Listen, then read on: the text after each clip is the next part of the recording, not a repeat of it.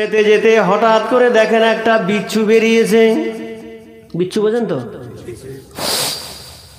ওই বিচ্ছুটা বেরিয়ে আল্লাহর ওলি হযরতে জুন্নুন মিসরি রাহমাতুল্লাহ আলাইহির আগে আগে বিচ্ছু চলে যায়। আল্লাহর ওলির নজরটা পড়ে গেল বিচ্ছুর দিকে। বিচ্ছুটা এত স্পিডে দৌড়ায়, এত গতিতে দৌড়ায়। আল্লাহর ওলি হযরতে জুন্নুন মিসরি রাহমাতুল্লাহ আলাইহি তার পেছনে পেছনে দৌড়াতে লাগলেন। যেতে যেতে যেতে যেতে গিয়ে দেখে একটা নদী পড়ে গেল। ওই নদীর কিনারাতে একটা ব্যাঙ রেডি হয়ে বসে আছে। ওই আল্লাহর ওলি হযরতে জুন্নুন মিসরি রাহমাতুল্লাহ আলাইহি বলেন, ওই বিচ্ছুটা দৌড়ে দৌড়ে গিয়ে ব্যাঙের পিঠে বসে গেল। ব্যাঙ কি করলো? নদী পার করে দিল। জোরে বলুন আল্লাহর ওলি হযরতে জুন্নুন মিসরি রাহমাতুল্লাহ আলাইহি চিন্তায় পড়ে গেল, আল্লাহ গো, এ কি কন্ডিশন! বিচ্ছু এত স্পিডে দৌড়ে ব্যাঙের পিঠের উপরে চেপে গেল। ব্যাঙটা দেখলাম নদীটা পার করে দিল, কিন্তু আমি যে আল্লাহর গোলাম, আমি যে আল্লাহর সৃষ্টির শ্রেষ্ঠ মখলুক, আমি কেমন করে নদীটা পার হব? এখানে তো নৌকা নাই, এখানে তো ব্রিজ নাই, এখানে তো কিছু নাই। আল্লাহ, আমি কেমন করে পার হব? আল্লাহ পাক রব্বুল আলামিন বলেন, ও আমার বন্ধুরে হযরতে জুন্নুন মিসরি, তুমি কি জানো না ইয়ামেন থেকে এসেছিল শাহজালাল রহমতুল্লাহ আলাইহি, সঙ্গে ছিল তার 360 জন বন্ধু, সব ছিল আউলিয়ার কাফেলা। সুরমা নদী পড়ে গেল বাংলাদেশের। নদীর কিনারায় এসে শাহজালাল রহমতুল্লাহ আলাইহি বলেন, মালিক, নদী পার করে ইসলামের পতাকা ওপারে উত্তোলন করব, কিন্তু পার হওয়ার জন্য কস্তি নাই, পার হওয়ার জন্য ব্রিজ নাই। আমার কাছে একটা মশাল্লা আছে আল্লাহ, আমি এই মশাল্লাটা সুরমা নদীর পানির উপরে বিছিয়ে দিয়ে আমরা 360 জনের উপরে চাপবো। আল্লাহ, আমাদেরকে একটু ওপারে পৌঁছে দিই, ইঞ্জিনে আমি আল্লাহ তোমায় পার করে দেব। আল্লাহর ওলি হযরতে জুন্নুন মিসরি রাহমাতুল্লাহ আলাইহি হুজুরের কাছে রুমাল বলুন আর কিছু একটা এরকমের একটা ঝাড়ন বলুন ছিল, হুজুর পেতে দিয়ে দাঁড়িয়ে পড়লেন। ওপারে পার হয়ে গিয়ে দেখে বিচ্ছু দৌড়াচ্ছে। মনে আছে তো? বিচ্ছু দৌড়াচ্ছে, বিচ্ছুর পেছন ধরলেন। যেতে যেতে যেতে যেতে গিয়ে দেখে একটি গাছের নিচে আল্লাহর এক গোলাম, কিন্তু সে মেষ চড়ায়, গরু চড়ায়, উটদুম্বা চড়ায়, খুব পরিশ্রম হয়ে গেছে। উটদুম্বাগুলো ওই ময়দানে ঘাস পানি খাওয়ার জন্য ছেড়ে দিয়ে আল্লাহর গোলামটা গাছতলায় ঘুমিয়ে পড়েছে। আর তার মাথার দিকে একটা সাপ ফেনা তুলে রেডি হয়ে আছে, এই ছবল মারে, এই ছবল মারে। আল্লাহর ওলি হযরতে জুন্নুন মিসরি রাহমাতুল্লাহ আলাইহি বলেন, আমি লক্ষ্য করে দেখি ওই বিচ্ছুটা দৌড়ে দৌড়ে দৌড়ে দৌড়ে গিয়ে ওই সাপের উপরে লাফিয়ে পড়ল। লাফিয়ে পড়ার পর সে দংশন করে করে করে করে ওই সাপটাকে জায়গায় মেরে ফেললো। আল্লাহর ওলি হযরতে জুন্নুন মিসরি রাহমাতুল্লাহ আলাইহি দৃশ্যটা দেখে অবাক হয়ে গেল। আল্লাহ, একই কন্ডিশন আমি দেখলাম।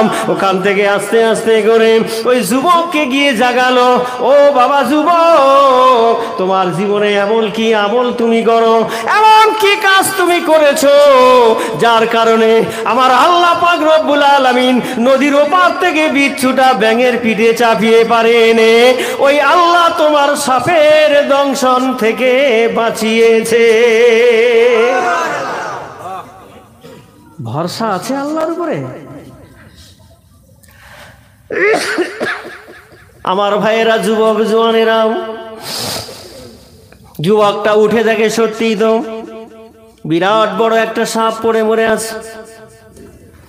আল্লাহর ওলি হযরতে জুন্নুন মিসরি রাহমাতুল্লাহ আলাইহি জিজ্ঞাসা করেন, কি ব্যাপার, কি আমল তুমি করো? যুবক বলছে, হুজুর, আমি যখন ঘর থেকে এই মেষ পালটা নিয়ে বের হই, বেরোনোর সময় আমি প্রথম যখন বেরাই মেষগুলো ছেড়ে দিয়ে আমি ঘর থেকে বেরোনোর সময় বলি বিসমিল্লাহে তাওয়াক্কালতু আলাল্লাহি লা হাওলা ওয়ালা কুওয়াতা ইল্লা বিল্লাহিল আলিয়্যিল আযীম। জোরে বলুন। কেউ বলে বেরোন ঘর থেকে? কেউ বেরোন না। যুবক বলছে হুজুর আমি ঘর থেকে বেরোনোর সময় আমি বলি বিসমিল্লাহে তাওয়াক্কালতু আলাল্লাহি লা হাওলা ওয়ালা কুওয়াতা ইল্লা বিল্লাহিল আলিয়্যিল আযীম। আমি আমার মাওলার উপরে ভরসা করে ময়দানে আছি, কেননা সাপ আছে, বিচ্ছু আছে, হায়না নেকড়েও থাকতে পারে, আমাকে দংশন করে মেরে ফেলতে পারে। আমি আমার মাওলার উপরে ভরসা করে আমি এই মোষপাল ছেড়ে দিয়ে আমি গাছতলায় ঘুমাচ্ছিলাম। ওই মালিকের উপরে তাওয়াক্কুল করার কারণে ওই মালিক আমাকে রক্ষা করেছে। একে চন্দ্র, একটা চোখ, দুয়ে পক্ষ, দ্বিতীয় চোখ, তিনে নেত্র, কলভের চোখ। সুবহানাল্লাহ বলেন। এই চোখ সবাই তৈরি করতে পারে না। জবান ভালো লাগে, চোখ দেখা ভালো লাগে, জবানে মিথ্যা বলে ছেড়ে দিতে হবে। কোন ক্রমে চুল পরিমাণ মিথ্যার আশ্রয় যারা গ্রহণ করে না, বিধায় আল্লাহ তাআলা তাদের নামের লাকাব কোরআনে দিয়ে বলছেন অকুনু মাস সাদিকিন। আল্লাহকে তিনি কত ভয় করেছিলেন। হযরতে আবু বকর সিদ্দিক রাদিয়াল্লাহু তাআলা আনহু 3 দিনের ক্ষুধার্ত আছে, 3 দিন পর্যন্ত পেটে খাবার নাই। হঠাৎ করে সদগার দুধ এসে গেল।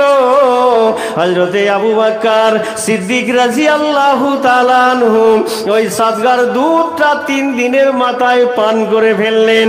পান করার পর যখন জানতে পারলেন এটা সদগার দুধ, হযরতে আবু বকর সিদ্দিক রাদিয়াল্লাহু তাআলা আনহু আর একটা মুহূর্ত দেরি করে না, তার গলার মধ্যে আঙুলখানা ঢুকিয়ে দিয়ে ওই দুধ বের করার জন্য পরিপূর্ণ চেষ্টা চালিয়ে যায়। সাহাবীরা জিজ্ঞাসা করে আমিরুল মুমিনিন হযরতে আবু বকর সিদ্দিক রাদিয়াল্লাহু তাআলা আনহু, হুজুর আপনার গার্দার, আপনার গলাটা ছিঁড়ে গিয়ে হুজুর রক্ত প্রবাহিত হয়, রক্ত বেরিয়ে আসছে, হুজুর আপনি নফসের প্রতি এত কেন জুলুম করেন? কে আসলো বলে এই পৃথিবী হলো উজালা, কে গাইলো এসে সামনেরই গান শূন্য কাফেলা। ও হাসিমি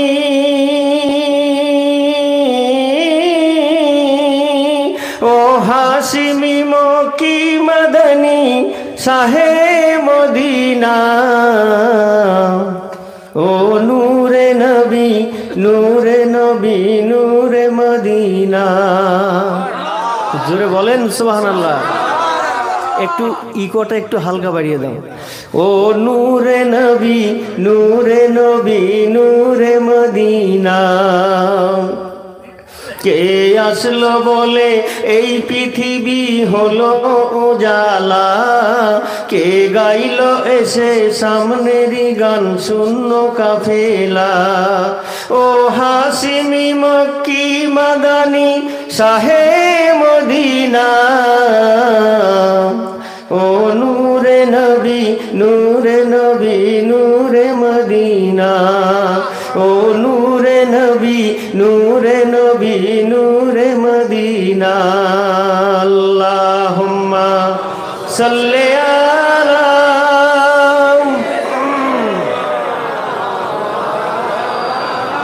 ওয়ালা আলি সাইয়্যিদিনা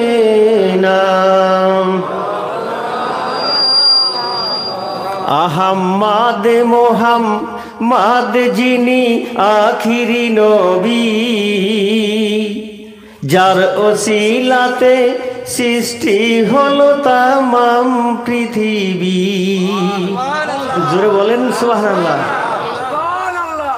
আহমদ মুহাম্মদ যিনি আখিরি নবী, যার ওসিলাতে সৃষ্টি হলো তামাম পৃথিবী। সে রসুলে আরবি, সে রসুলে আরবি উম্মতের পারের তরণী সাফায়াতে সাফিনা ও নূরে নবী নূরে নবী নূরে মদিনা ও নূরে নবী নূরে নবী নূরে মদিনা আল্লাহুম্মা সাল্লি আলা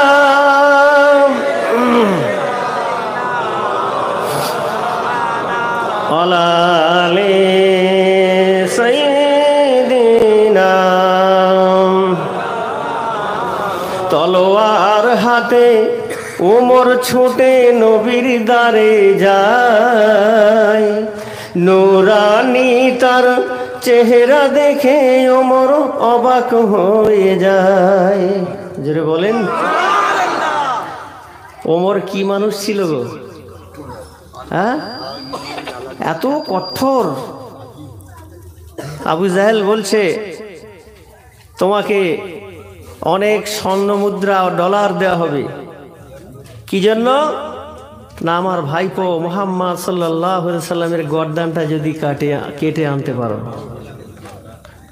তার নেতৃত্বের মধ্যে কেউ দাঁড়ায় না দাঁড়িয়ে গেল ওমর স্বর্ণ মুদ্রা ডলারের লালসায় কুফরি হালাতে ওমর তরোয়াল নিয়ে দৌড়াচ্ছে নবীর গর্দান কাটবে সামনে যখন চলে গেছে নূরের চেহারা ঝাটকানিতে ওমর নবীর প্রেমে ফিদা হয়ে গেছে বলুন সেই ওমর বলছে তলোয়ার হাতে ওমর ছুটে নবীর দ্বারে যায় নূরানী তার চেহারা দেখে ওমর অবাক হয়ে যায় তার চেহারা মায়াবী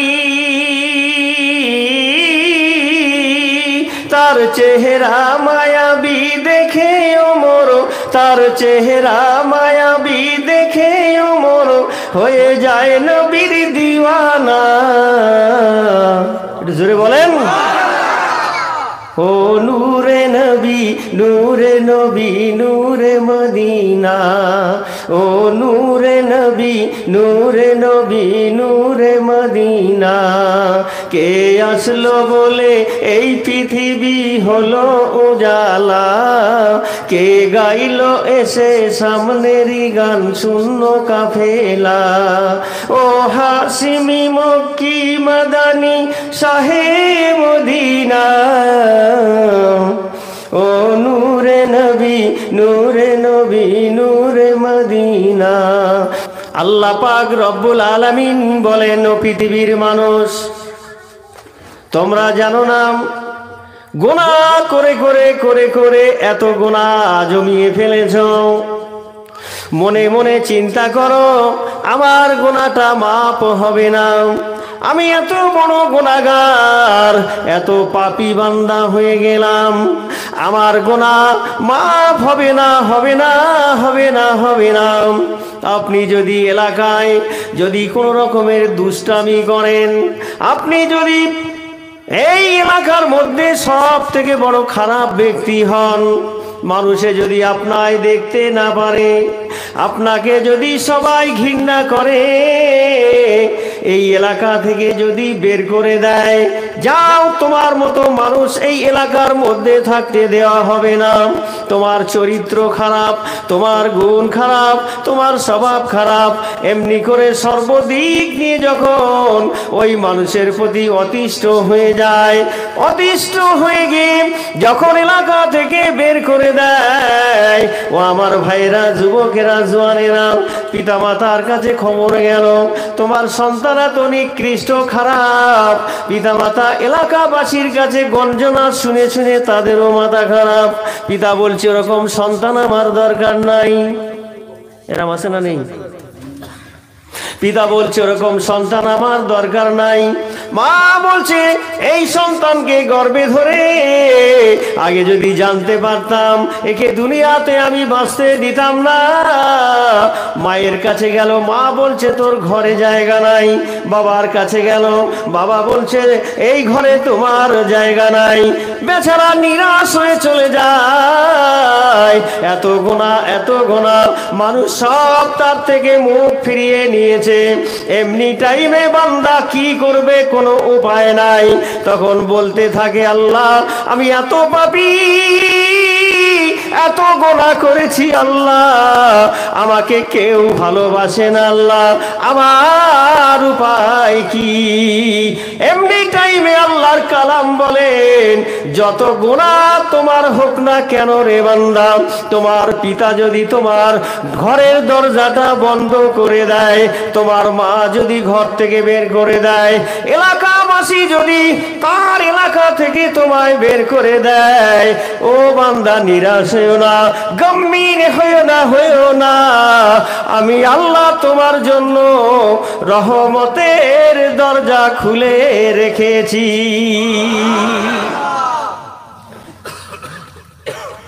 আমি তোমার জন্য রহমতের দরজা খুলে রেখেছি। লা তাকনাতু মির রাহমাতিল্লাহ, জোরে বলুন সুবহানাল্লাহ।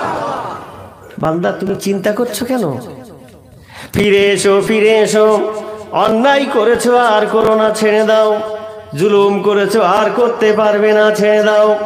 যা কিছু অন্যায় তুমি করেছো গোলাম, সব কিছু বাদ করে দাও, আমার দিকে ফিরে এসো আর অন্তর থেকে তওবায়ে ইস্তেগফার করো বান্দা, গুনার জন্য মাফি চাও।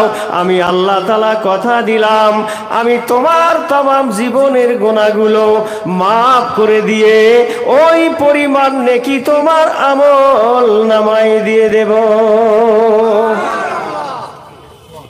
সেই রবকে ভুলে গেছি, সেই মালিককে ভুলে গেছি, ছেড়ে দিয়ে কি করছি? নামাজ পড়ি না, রমজানের রোজা আসলে রোজা রাখি না, বন্ধন, এলআইসি, সাহারা, ফিক্সড ডিপোজিট, স্বর্ণ জয়ন্তী, গ্রুপ লোন, মুসলমান কিচ্ছু বাদ দেয় না। কথা বলেন, আপনাদের এলাকায় বোধহয় নেই, আছে? থাকলে তো খুব ভালো, আপনারা শান্তিতে আছেন নাকি? যারা এইগুলো করছে না, তাদের বাড়িতে একটু তালাশ করে খবর নিয়ে দেখবেন তো কি শান্তিতে তারা আছে। রাত দিন চুলাচুলি হচ্ছে, ঘরের যাবতীয় মাল যা ছিল সব বিক্রি হয়ে গেছে। আল্লাহ পাক রব্বুল আলামিন বলেন, ইয়া আইয়ুহাল্লাযীনা আমানুত্তাকুল্লাহা ওয়া কুনু মাস-সাদিকিন। এ আমার বিশ্বাসী বান্দারা, আমার প্রতি তোমরা যারা ঈমান এনেছো, ঈমান আনার পর প্রথম কাজ হলো তোমাদের আমি আল্লাহকে ভয় করা।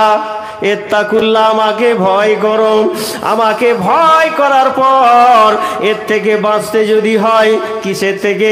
তুমি বেনামাজি আর থাকবে না, সুদ তুমি আর খাবে না, ঘুষ তুমি আর খাবে না, রোজা কাজা করবে না, অন্যায় তুমি আর করবে না, জুলুম তুমি আর করবে না। কেননা এমন একজন ব্যক্তির সন্ধান আল্লাহ দিলেন, ওয়াকুনু মাস-সাদিকিন, জোরে বলুন। আল্লাহ পাক শেষে এসে বললেন, সত্যবাদী তালাশ করো, তার সঙ্গ লাভ করো। কেন বললেন এই কথাটা? ঈমান এনেছো যারা, আমাকে ভয় করবে আর সত্যবাদীর সঙ্গ লাভ করবে। কেন সত্যবাদীর সঙ্গ লাভ করবেন? না, যে সত্যবাদী হবে সে কোনোদিন মানুষকে প্রতারণা করবে না, ধোঁকাও দেবে না, সঠিক কথাগুলো বলে তোমাকে মূল্যায়ন করবে। কিরকম ভাবে? না, আমি নামাজও পড়ি, রোজাও রাখি, দানও করি, জাকাতও দিই, সাদগা দিই, কুরবানি করি, হজও করেছি, উমরাও করি, দান সাদগা করি, মসজিদ বানিয়েছি, সব করেছি, কিন্তু সুদ ছাড়তে পারিনি। কথা বলে না কেন? সুদ ছাড়তে পারিনি। তাহলে আপনি আল্লাহকে ভয় করলেন? কি আশ্চর্য! এই জন্য আল্লাহ বলছেন, অকুনু মাস-সাদিকিন, তোমরা এমন একজন সত্যবাদী তালাশ করো যে নিজেও মিথ্যা কথা বলে না আর তোমাকেও কোনোদিন মিথ্যা শেখায়ও না। জোরে বলুন। এমন একজন সত্যবাদী তোমরা তালাশ করো যে কোরআন থেকে, হাদিস থেকে ইজমা থেকে, কিয়াস থেকে তোমাকে দলিল পেশ করে করে তোমাকে ওই সমস্ত অন্যায় রাহাজানি জুলুম থেকে, ওই সমস্ত খারাপি কাজ থেকে, কুফরি থেকে তোমাকে তুলে নিয়ে এসে আল্লাহ এবং তার রসুলমুখী করে দেয়। সত্যবাদী তালাশ করো। আল্লাহ পাক কোরআনুল কারীমের অপর জায়গায় বলেছেন, ইয়া আইয়ুহাল্লাযীনা আমানু তাকুল্লাহা ওয়া যারু মা বাকিয়া মিনার রিবা ইন কুনতুম মুমিনিন। আল্লাহ পাক এই আয়াতের মধ্যে কি বলছেন? হে আমার বিশ্বাসীগণ, ইত্তাকুল্লাহ, আমাকে ভয় করো। কিরকম ভয় করবে? না, আমাকে যদি তোমরা ভয় করো তাহলে অজারুমা বা কিয়া মিনার রেবা, যদি রেবা মানে সুদ, যদি এর মধ্যে তোমরা লিপ্ত হয়ে থাকো, ঢুকে থাকো, তাহলে ওগুলোকে ছেড়ে দাও। শেষে বললেন ইন কুনতুম মুমিনিন, যদি তোমরা মুমিন হতে চাও। কথাটা বোঝাতে পেরেছি আপনাদের? তাহলে মুমিনের কাজ কি হবে? সুদ খাবে না, ঘুষ খাবে না, নামাজ কাজা করবে না, জুলুম অন্যায় করবে না। আল্লাহ তাআলা বলছেন যদি তুমি মুমিন হতে চাও তাহলে এগুলো তোমাকে ত্যাগ করে দিয়ে তোমাকে পরিপূর্ণ পরিশুদ্ধ হতে হবে, তখন তুমি আমার খাতায় মুমিন হিসেবে সাব্যস্ত হবে। এখন ঘর ঘর সুদ বন্ধন আছে না নেই গো? আছে। তাহলে কি উপায় হবে? সামনে রোজা, তো কি উপায় হবে? আমার ভাইয়েরা, যুবক জওয়ানেরা, আল্লাহর হাবিব বলেন, দয়ার নবী বলেন, আমার উম্মতের মধ্যে থেকে যে ব্যক্তি এক লোকমা হারাম মালটা খেয়ে ফেললো, সে সুদের হোক আর বেনামাজির হোক, অন্য কোনো পন্থায় হোক, এক লোকমা হারাম মাল খেয়ে ফেললো। এক লোকমা বলতে কি, একটা বিস্কুট খেয়ে ফেললেন, এক মুষ্টি মশাল্লা মুড়ি খেয়ে ফেললেন, দুটা ফুচকা খেয়ে ফেললেন, এক কাপ চা খেয়ে ফেললেন, এগুলোকে একটা লোকমা বলা হয়। এই পরিমাণ কোন মুসলমান পুরুষ যদি এই পরিমাণ লোকমা হারাম তার পেটে চলে যায়, ওই উম্মতের 40 দিন পর্যন্ত তার নামাজ, রোজা, জিকির, আজগার, কোরআনের তেলাওয়াত আল্লাহর দরবারে কবুল হবে না। কতদিন? আর এর ভেতরে যদি মালাকুল মউত এসে হাজির হয়, কি করবেন? কথা বলছেন না কেন? আঘাত লাগছে নাকি?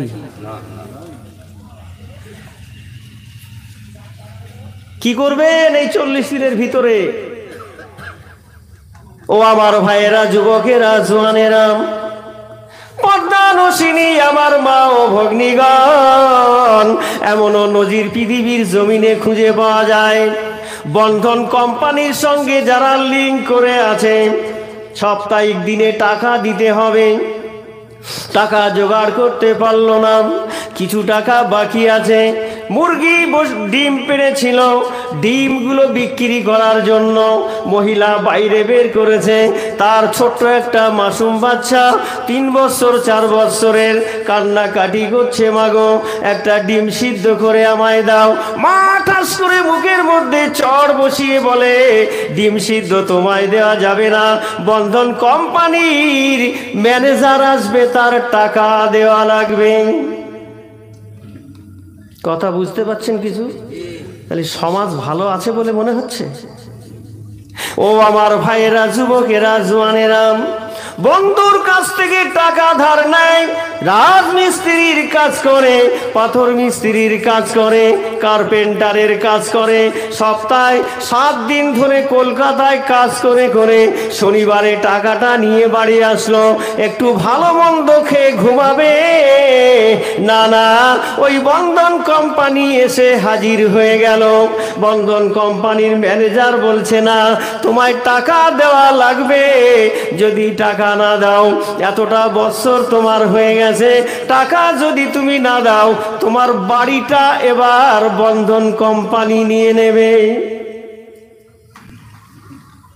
সমাজ কোথায় নেমেছে গো? হ্যাঁ, কি পরিস্থিতি সারা পৃথিবীতে চলছে। মসজিদে এসে সালাত পড়ছি, বাড়িতে গিয়ে বন্ধন কোম্পানির টাকার মাল ভক্ষণ করে ফেললাম। অথবা বন্ধন কোম্পানির টাকা নেওয়া হয়েছিল, সেই টাকা দিয়ে নামাজের মশাল্লা কেনা হয়েছে, অথবা জুব্বা বানানো হয়েছে, অথবা কোনো জিনিস আপনি ব্যবহার করছেন, ওই টাকা দিয়ে যা কিছু আপনি ব্যবহার করবেন, আপনার তাহাজ্জুদ তো দূরের কথা, 5 ওয়াক্ত নামাজ আমার মাওলার দরবারে কবুল হবে না। আর আপনি যত দোয়া খায়ের করবেন না কেন, দোয়া করতে করতে যদি, রোজা রাখতে রাখতে যদি আপনার বডি শুকনো হয়ে যায়, ও আমার ভাইয়েরা, যুবকেরা, জোয়ানেরা, পর্দানশিনী আমার মা ও ভগ্নীগণ, আপনি কাঁদতে কাঁদতে যদি চোখের পানি ফুরিয়ে ফেলেন, নামাজ পড়তে পড়তে বডিটা যদি কঙ্কাল সার করে ফেলেন, রোজা রাখতে রাখতে যদি বডি শুকনো করে ফেলেন, ধনুকের মতো বেঁকেও যান, দোয়া করতে করতে চোখের পানিটা যদি ফুরিয়ে যায়, রক্ত প্রবাহিত হয়, এরপরেও মালিক বলেন তোমার একটা মুহূর্তের জন্য দোয়া কবুল হবে না। ও আমার ভাইয়েরা, যুবকেরা, জওয়ানেরা, আমরা তো সাধারণ মানুষ। আল্লাহ পাক রব্বুল আলামিন তার নবীর জন্য জানিয়ে দিচ্ছেন, ইয়া আইয়ুহাল্লাযীনা আমানু। ও আমার ভাইয়েরা, আল্লাহ পাক রব্বুল আলামিন আল্লাহর হাবিবকে তিনি সতর্ক করে দিচ্ছেন, ইয়া আইয়ুহান নবী কুলু মিন আরদে হালালান তাইয়্যিবা ওয়া মিনুস সালিহাত।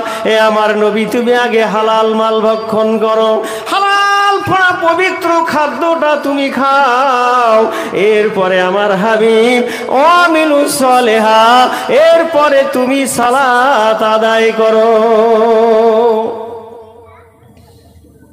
নবীর জন্য যদি এই সংবাদ আসে, তাহলে আমাদের জন্য কি আলাদা নাকি? আমার ভাইয়েরা, যুবক জওয়ানেরা, ওই নবীর কাছে সহবতে থেকে হযরতে আবু বকর সিদ্দিক রাদিয়াল্লাহু তাআলা আনহু কিরকম ইমানদার, আল্লাহকে তিনি কত ভয় করেছিলেন। হযরতে আবু বকর সিদ্দিক রাদিয়াল্লাহু তাআলা আনহু 3 দিনের ক্ষুধার্ত আছে, 3 দিন পর্যন্ত পেটে খাবার নাই। হঠাৎ করে সদগার দুধ এসে গেল। হযরতে আবু বকর সিদ্দিক রাদিয়াল্লাহু তাআলা আনহু ওই সদগার দুধটা 3 দিনের মাথায় পান করে ফেললেন। পান করার পর যখন জানতে পারলেন এটা সদগার দুধ, হযরতে আবু বকর সিদ্দিক রাদিয়াল্লাহু তাআলা আনহু আর একটা মুহূর্ত দেরি করে না, তার গলার মধ্যে আঙুলখানা ঢুকিয়ে দিয়ে ওই দুধ বের করার জন্য পরিপূর্ণ চেষ্টা চালিয়ে যায়। সাহাবীরা জিজ্ঞাসা করে, আমিরুল মুমিনিন হযরতে আবু বকর সিদ্দিক রাদিয়াল্লাহু তাআলা আনহু, হুজুর আপনার গার্দার, আপনার গলাটা ছিঁড়ে গিয়ে হুজুর রক্ত প্রবাহিত হয়, রক্ত বেরিয়ে আসছে, হুজুর আপনি নফসের প্রতি এত কেন জুলুম করেন, এত কষ্ট কেন দেন? আমিরুল মুমিনিন হযরতে আবু বকর সিদ্দিক রাদিয়াল্লাহু তাআলা আনহু ওই সময় বলেছিলেন, ও আমার নবীর সাহাবীরা, আল্লাহ পাক রব্বুল আলামিন পবিত্র কোরআনের মধ্যে বলেছে, হে মুমিনগণ, হালাল মাল তোমরা ভক্ষণ করো, হারাম যেন খেও না। আমি আবু বকর মালিককে এত ভয় করি, যতক্ষণ পর্যন্ত ওই সদগার দুধ না বেরোবে আমি আবু বকর ক্ষান্ত হব না। জোরে বলেন ইত্তাকুল্লাহ। আল্লাহ বলছে আমাকে ভয় করো। আজ মুসলমানের ভয় নেই, ভয় নেই। ও আমার ভাইয়েরা, আমি যে কোরআনের আয়াতটা আপনাদের সম্মুখে তেলাওয়াত করেছিলাম, ইয়া আইয়ুহাল্লাযীনা আমানু উদখুলু ফিস-সিলমি কাফা ওয়া লা তাত্তাবিউ খুতুওয়াতিশ শাইতানি ইন্নাহু লাকুম আদুউম মুবিন। আল্লাহ পাক রব্বুল আলামিন এই আয়াতে কারিমার মধ্যে কি বলছেন? হে আমার বিশ্বাসীগণ, উদখুলু ফিস-সিলমি কাফা, পরিপূর্ণভাবে ইসলামে প্রবেশ করো, খোলাখুলি ভাবে ঢুকে পড়ো। আমরা আধা ঢুকেছি, আধা বেরিয়ে আছি, কথা বলে না। আধা ঢুকেছি, আধা বেরিয়ে আছি। কিরকম আধা ঢুকেছি? কলেমা পড়েছি, গরুর গোস্ত খাই, দুটো ঈদে নামাজ পড়ি, জুম্মায় যাই, ব্যাস এই তো ইসলামে ঢুকেছি। এর নাম ইসলামে ঢোকা নয়। ইসলামে ঢোকার অর্থ হলো পরিপূর্ণভাবে ঢোকার কথা বলা হয়েছে। যদি ঢুকতে আমরা না পারি ইসলামের মধ্যে, তাহলে অবস্থা কি হবে? আল্লাহ পাক রব্বুল আলামিন বলেন, ওয়ালা তাত্তাবিউ খুতুওয়াতিশ শয়তান, সর্বসময় শয়তান তোমার জানি দুশমন।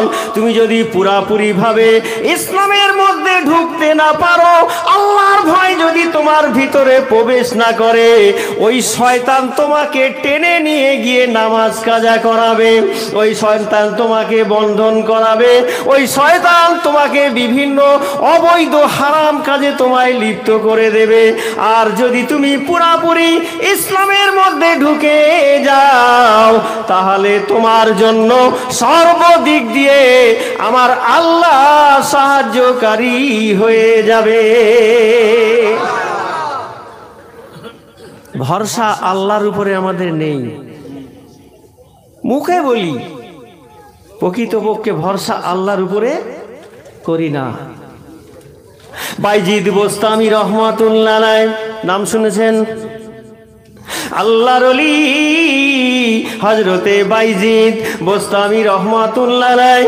হুজুর আমার রুটি দুটো নিয়ে, শুকনা রুটি আল্লাহর ওলিরা খায়, দু পিস শুকনা রুটি একটা প্লেটের মধ্যে নিয়ে, একটা রুটি সবে হাতে নিয়ে একটু ছিঁড়েছে, মুখের মধ্যে দেবে কিনা এমন সময় আল্লাহর ওলি হযরতে বাইজিদ বোস্তামি রহমাতুল্লাহ আলাইহি দেখতে পেলেন একটা কাক দৌড়ে এসে ওই প্লেট থেকে আর একটা রুটি নিয়ে পালিয়ে যায়।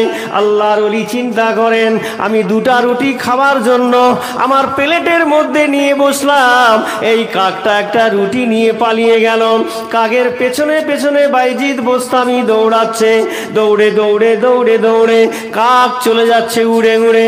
আল্লাহর ওলি নিশানা ধরে ধরে ধরে ধরে যায়। হযরতে বাইজিদ বোস্তামি রহমাতুল্লাহ আলাইহি বলেন, আমি কাকের পেছন ধরে গিয়ে দেখি একটি গাছের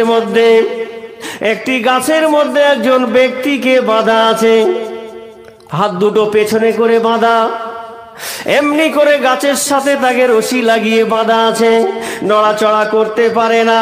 ওই কাকরা রুটিটা নিয়ে আস্তে আস্তে করে ওই আল্লাহর বান্দা যে গাছের ডালের নিচে গাছের বডির সঙ্গে দাঁড়িয়েছিল, কাকটা নিয়ে রুটিটা নিয়ে দৌড়ে গিয়ে ওই বান্দার সোজাসুজি বসে তার ঠোঁট দিয়ে ছিঁড়ে ছিঁড়ে ওই রুটিটা আল্লাহর বান্দাকে খাইয়ে দেয়। হাত বাঁধা আছে, নড়াচড়ার ক্ষমতা নাই, কদিন? 3 দিন বাঁধা আছে।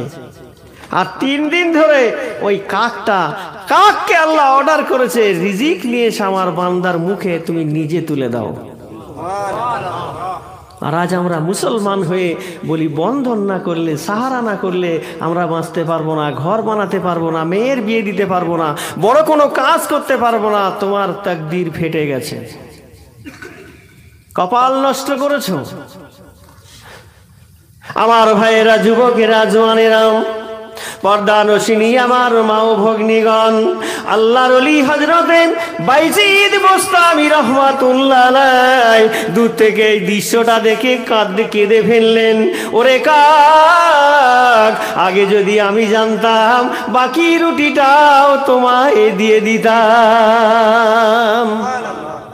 ও আমার ভাইয়েরা, যুবকেরা, জওয়ানেরা, পর্দানশিনী আমার মা ও ভগ্নীগণ, আল্লাহর প্রতি বিশ্বাস রাখুন, তাওয়াক্কুল মাওলার প্রতি করুন। হযরতে জুন্নুন মিসরি রহমাতুল্লাহ আলাইহি জীবনে তার কিতাবের মধ্যে লেখা, আল্লাহর ওলি হযরতে জুন্নুন মিসরি রহমাতুল্লাহ আলাইহি রাস্তা দিয়ে চলছেন, যেতে যেতে হঠাৎ করে দেখেন একটা বিচ্ছু বেরিয়েছে। বিচ্ছু বোঝেন তো? ওই বিচ্ছুটা বেরিয়ে আল্লাহর ওলি হযরতে জুন্নুন মিসরি রহমাতুল্লাহ আলাইহির আগে আগে বিচ্ছু চলে যায়। আল্লাহর ওলির নজরটা পড়ে গেল বিচ্ছুর দিকে। বিচ্ছুটা এত স্পিডে দৌড়ায়, এত গতিতে দৌড়ায়, আল্লাহর ওলি হযরতে জুন্নুন মিসরি রহমাতুল্লাহ আলাইহি তার পেছনে পেছনে দৌড়াতে লাগলেন। যেতে যেতে যেতে যেতে গিয়ে দেখে একটা নদী পড়ে গেল। ওই নদীর কিনারাতে একটা ব্যাঙ রেডি হয়ে বসে আছে। ওই আল্লাহর ওলি হযরতে জুন্নুন মিসরি রহমাতুল্লাহ আলাইহি বলেন, ওই বিচ্ছুটা দৌড়ে দৌড়ে গিয়ে ব্যাঙের পিঠে বসে গেল। ব্যাঙ কি করলো? নদী পার করে দিল। জোরে বলুন আল্লাহর ওলি হযরতে জুন্নুন মিসরি রহমাতুল্লাহ আলাইহি চিন্তায় পড়ে গেল, আল্লাহ গো এ কি কন্ডিশন! বিচ্ছু এত স্পিডে দৌড়ে ব্যাঙের পিঠের উপরে চেপে গেল। ব্যাঙটা দেখলাম নদীটা পার করে দিল, কিন্তু আমি যে আল্লাহর গোলাম, আমি যে আল্লাহর সৃষ্টির শ্রেষ্ঠ মখলুক, আমি কেমন করে নদীটা পার হব? এখানে তো নৌকা নাই, এখানে তো ব্রিজ নাই, এখানে তো কিছু নাই। আল্লাহ আমি কেমন করে পার হব? আল্লাহ পাক রব্বুল আলামিন বলেন, ও আমার বন্ধুরে হযরতে জুন্নুন মিসরি, তুমি কি জানো না ইয়ামেন থেকে এসেছিল শাহজালাল রহমাতুল্লাহ আলাইহি, সঙ্গে ছিল তার 360 জন বন্ধু, সব ছিল আউলিয়ার কাফেলা। সুরমা নদী পড়ে গেল বাংলাদেশের।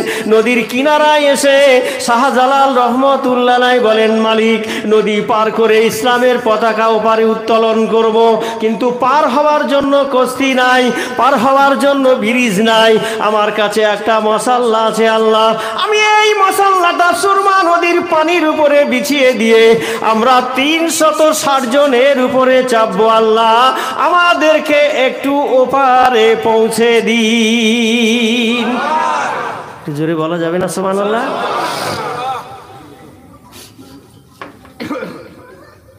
কথা কিছু বুঝতে পারছেন? এই বান্দাগুলো কেমন আল্লাহর আশিক হয়েছে, তবে এই কাজগুলো হতে পারে। ইয়ামিনী শাহজালাল রহমাতুল্লাহ আলাইহি তার নামাজের এরকম একটা মশাল্লা ফেলে 360 জন তার উপরে চেপেছে, সুরমা নদী পার হয়ে গেছে। ও আমার ভাইয়েরা, যুবক জওয়ানেরা, আল্লাহ ওয়ালাদের স্পেশালিটি পাওয়ার, আল্লাহর ওলিদের ক্ষমতা, এটা দুনিয়ার কোনো শক্তি নয়। আমার আল্লাহ প্রদত্ত শক্তি যেটা, সেটার নাম হলো ইলমে মারুফাত। জোরে বলুন। এ জ্ঞান অর্জন করতে গেলে ওই বান্দাকে হালাল খানা খাওয়া লাগবে, বা কাজায় নামাজ আদায় করতে হবে, চোখের দৃষ্টিশক্তি সাবধান রাখতে হবে, তাকওয়া অর্জন করতে হবে, পরেশগারী জীবন করতে হবে, হালাল পয়সার পোশাকটা পরিধান করতে হবে, হালাল জায়গায় সালাত পড়তে হবে। আল্লাহ পাক রব্বুল আলামিন বলেন, এরকমের গোলাম যখন আমার দিওয়ানা হয়ে যায়, সে যদি হাত তুলে দোয়া করতে দেরি করে, আমি মাওলা কবুল করতে দেরি করি না। আমার ভাইয়েরা, যুবকেরা, জওয়ানেরা, হযরতে জুন্নুন মিসরি রহমাতুল্লাহ আলাইহি আল্লাহ পাক রব্বুল আলামিন বলেন, বন্ধুরে তোমার কাছে যদি কিছু থাকে ওই পানির উপরে বিছিয়ে চেপে যাও, বিনা ইঞ্জিনে আমি আল্লাহ তোমায় পার করে দেব।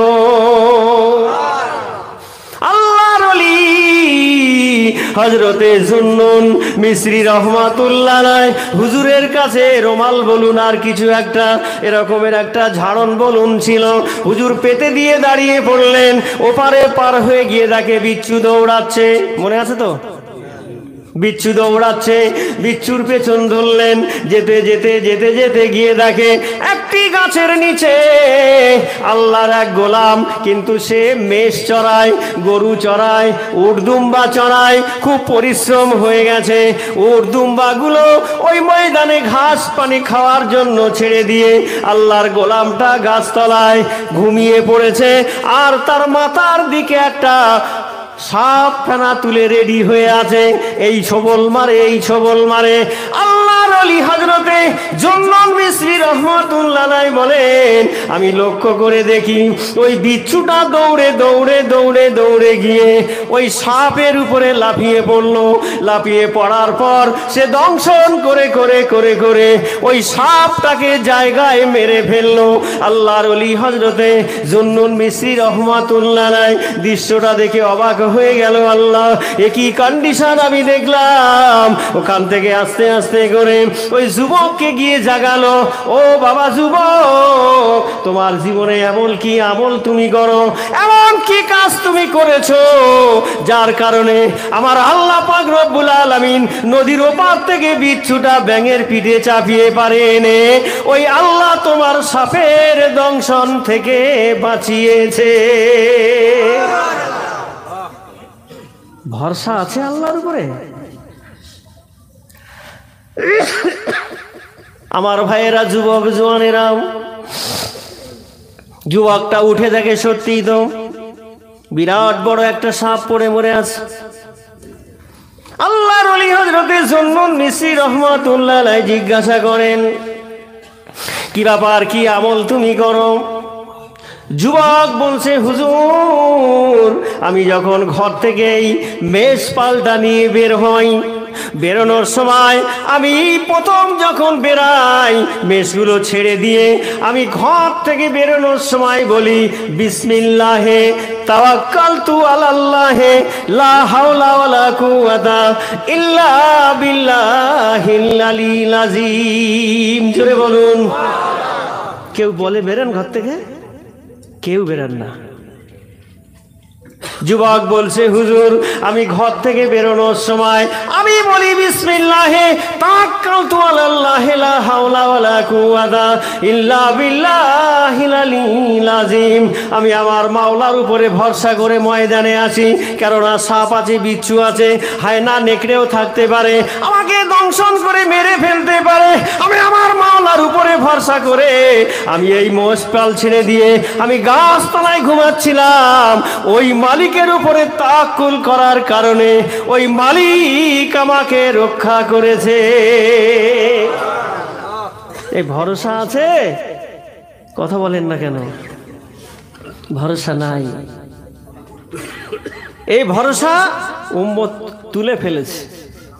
আমার ভাইয়েরা, যুবকেরা, জওয়ানেরা, আল্লাহর ওলি সুফি মুফতি আজান গাছি রহমাতুল্লাহ আলাইহি তিনি পবিত্র কোরআন থেকে, পবিত্র হাদিস থেকে, ইজমা কিয়াস থেকে আরো বিভিন্ন কিতাবের রেফারেন্স দিয়ে বলছে, বাবা তুমি যে তরিকায় থাকো, যে সিলসিলায় থাকো, যে মাযহাবে তুমি থাকো, আমার দেখার দরকার নাই। আমি একটা জিনিস দেখব, তুমি আল্লাহর বান্দা আর নবীর উম্মত, তোমাকে বাঁচানোর দায়িত্ব আমার। কুয়ানফুসিকুম আহলিকুম নার, তোমাকে বাঁচানোর দায়িত্ব আমার। আহাল হিসাবে, আমি আধ্যাত্মিক পিতা হিসাবে আমার নৈতিক দায়িত্ব হলো বান্দাকে ডেকে এই সমস্ত খারাপ কাজ থেকে নিষেধ করে ওই বান্দাকে প্রকৃত গোলাম বানিয়ে আল্লাহর সামনে দাঁড় করিয়ে দিই। হেদায়েতের মালিককে দাঁড় করানোর দায়িত্ব আমার, হেদায়েত করা দায়িত্ব আল্লাহ তোমার। জোরে বলুন। সুফি মুফতি আজান গাছি রহমাতুল্লাহ আলাইহি বলেন, আপনি যে তরিকা করেন, যে মাযহাব করেন, যে সিলসিলায় আপনি থাকেন, আমার দেখার দরকার নাই। আপনি যদি কবরে নাজাত পেতে চান, হাসরে নাজাত পেতে চান, পুলসিরাতে নাজাত পেতে চান, মিজানের পাল্লাতে যদি আপনার নেকিটা বেশি করে ভারী করাতে চান, পুলসিরাতের পুল যদি বিদ্যুৎ গতিতে পার হতে চান, আল্লাহর জান্নাতে যদি যেতে চান, আল্লাহ সুফি মুফতি আজান গাছি রহমাতুল্লাহ আলাইহি বলেন, ও পৃথিবীর মানুষ, তোমরা আল্লাহর কোরআনে বলেছে বিনা কাজাতে তোমরা নামাজ আদায় করো। জোরে বলুন। এটা আছে না নেই? বিনা কাজায় নামাজ আদায় করো, বিনা কাজায় নামাজ পড়ো। ট্রেনে থাকো, বাসে থাকো, যেখানে থাকো, নামাজ কাজা করো না।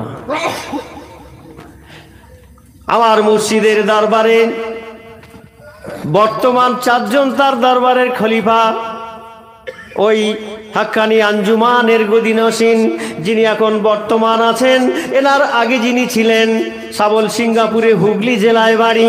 আল্লাহর ওলি, এত তাকওয়ার জীবন তার ছিল, এত পরেশগারী জীবন হুজুরের ছিল। আল্লাহর ওলি সাবল সিঙ্গাপুরি রহমাতুল্লাহ আলাইহি এমন তাকওয়াদার ছিল, আল্লাহ তাআলা তার এই কালবের মধ্যে নূরের চোখ বসিয়ে দিয়েছিলেন। হাদিসে পাকের মধ্যে আল্লাহর নবী দুজাহানের বাদশা বলেন, ইত্তাকু ফিরাসাতাল মুমিনে ফাইন্নাহু ইয়ানজুরু বিনুরিল্লাহি তাআলা। আল্লাহর নবী বলেন, দয়ার নবী বলেন, ওই সমস্ত মুমিন বান্দাদের অন্তরচক্ষু থেকে তোমরা সাবধান থাকো। কোন মুমিন বান্দা?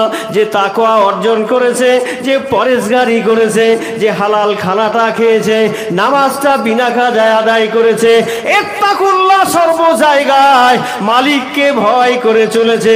ইত্তাকু ফিরাসাতাল মুমিন, ওই মুমিনের অন্তরচক্ষু থেকে তোমরা সাবধান থেকো। তার কারণ হলো তার অন্তরচক্ষুটা ইয়ানজুরু বিনুরিল্লাহি তাআলা, আল্লাহর নূরের লাইট হয়ে গেছে। বলবেন হয়তো আপনারা, এটা আমরা মানি না, বলতে পারেন। তাহলে আমিরুল মুমিনিন ওমর রাদিয়াল্লাহু তাআলা আনহুর কথা যদি বলি, তাহলে তো মানতে স্বীকার করবেন তো নাকি? জুম্মার দিন মসজিদে নববীতে খুতবা দিচ্ছেন আমিরুল মুমিনিন হযরতে ওমর রাদিয়াল্লাহু তাআলা আনহু। খুতবার কিতাব হাতে হুজুর কিতাব পড়ছেন। এই পড়া অবস্থায় পড়তে পড়তে আওয়াজ দিলেন, ইয়া সারিয়াতুজ জাওয়াল। পরবর্তীতে সাহাবী যুদ্ধের ময়দানে ছিল, জাবাল হলো পাহাড়ের নাম, সারিয়া হলো নবীর সাহাবীর নাম। সুবহানাল্লাহ। আমিরুল মুমিনিন মসজিদে নববী আওয়াজ দিলেন, ইয়া সারিয়াতুজ জাওয়াল। ডিস্টেন্সটা ছিল 700 থেকে 1000 মাইল। সুবহানাল্লাহ। 700 থেকে 1000 মাইল দূরে সারিয়া যুদ্ধের ময়দানে আমিরুল মুমিনিন আওয়াজ দিলেন, ইয়া সারিয়াতুজ জাবাল, মানে হলো এ সারিয়া, তুমি জাবাল পাহাড়ের পেছন দিকে ফেরো, শত্রুরা ঘুরে আসছে, তোমাদেরকে অ্যাটাক করবে। সুবহানাল্লাহ। আমিরুল মুমিনিন ওমর ফারুক রাদিয়াল্লাহু তাআলা আনহু এই আওয়াজটা বাতাসে নিয়ে গিয়ে সারিয়ার কানে পৌঁছে দিলেন। সারিয়ার সাথে সাথে ঘুরলেন, ঘুরেই দেখছে শত্রুরা আসছে। ঘোরার সাথে সাথে সব শত্রুরা পালিয়ে গেল, ওই যুদ্ধে জয়লাভ হলো। পরবর্তীতে সারিয়াকে জিজ্ঞাসা করা হলো, এ সারিয়া, তুমি যখন ওই যুদ্ধের ময়দানে যুদ্ধ করছিলে, তো আমিরুল মুমিনিন ওমর ফারুক রাদিয়াল্লাহু তাআলা আনহু যখন জুম্মার খুতবা দিতে দিতে তোমার নাম ধরে ডাকলো, ইয়া সারিয়াতুজ জাবাল, তুমি কি শুনতে পেয়েছিলে? বলছে, আমি শুনি নাই, শোনার সাথে সাথে ঘুরেছি, তো শত্রুরা পালিয়ে গেছে, যুদ্ধে জয়লাভ হয়েছে। তাহলে এটা মানবেন না? দেখলো কি করে, কিভাবে দেখলো? ওই চোখটা তৈরি করতে হবে। একে চন্দ্র, একটা চোখ, দুয়ে পক্ষ, দ্বিতীয় চোখ, তিনে নেত্র, কলভের চোখ। সুবহানাল্লাহ বলেন। এই চোখ সবাই তৈরি করতে পারে না। জবান ভালো লাগে, চোখ দেখা ভালো লাগে, জবানে মিথ্যা বলে ছেড়ে দিতে হবে। কোন ক্রমে চুল পরিমাণ মিথ্যার আশ্রয় যারা গ্রহণ করে না, বিধায় আল্লাহ তাআলা তাদের নামের লাকাব কোরআনে দিয়ে বলছেন, অকুনু মাস সাদিকিন।